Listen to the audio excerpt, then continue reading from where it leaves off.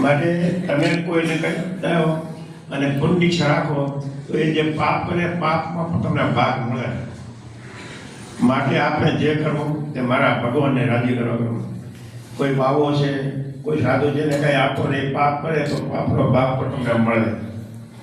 માટે જે કરવું તે મારા ભગવાનની આજ્ઞા છે એનું સારું થાય અને મારા ભગવાન રાજી થાય એટલા માટે કરવું તો નિષ્કર્મ કર્મ કહેવાય.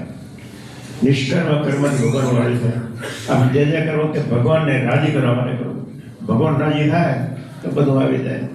માટે સ્વામિનારાયણ ભગવાનની આજ્ઞા પ્રમાણે આપણે જે કરીએ તે ભગવાન પોતે પણ મહારાજ કે સ્વામિનારાયણ ભગવાન મળ્યા એ મોટી વાત છે.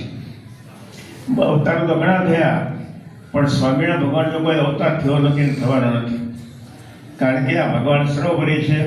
એનું નામ પ્રગટ કર્યું સ્વામિનારાયણ ભગવાન ફળીમાં કે આજથી સ્વામિનારાયણ ભગવાનનું ભજન કરવું. સ્વામિનારાયણ સ્વામિનારાયણ સ્વામિનારાયણ સ્વામિનારાયણ નામ વેદમાં છે, કોઈ કાઢી નથી પણ સ્વામિનારાયણ ભગવાને પ્રગટ કર્યું. જો સ્વામિનારાયણ